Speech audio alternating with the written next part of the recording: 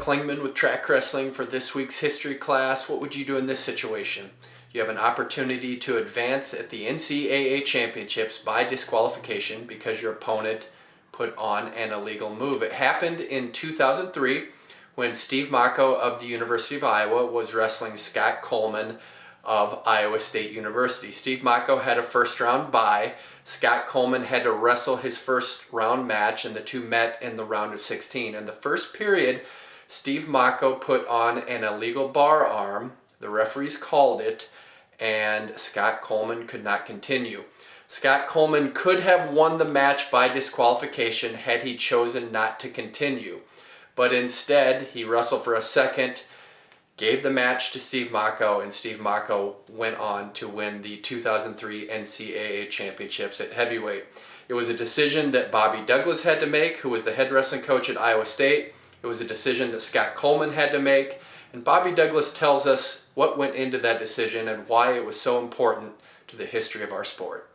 That was a moment when I had to make a decision, and I didn't want to see Mocco's career be scarred. I didn't want Coleman to be remembered as the wrestler that won a national title by default. Also, I spoke with Coleman, and Coleman didn't want to win that way. And it wasn't just my decision, it was Coleman's decision also. So I didn't have to say anything to Mocco. I told him to go out there and let him blow the whistle, and then we'll default. But I did tell the referees, and history will always remember Scott Coleman in a positive way. Had we have accepted that, they would have remembered Scott Coleman in a negative way. And I thought of that. And also, wrestling didn't need that. Wrestling needed to see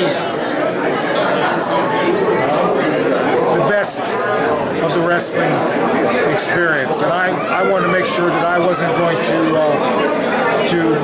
leave wrestling in a negative vein.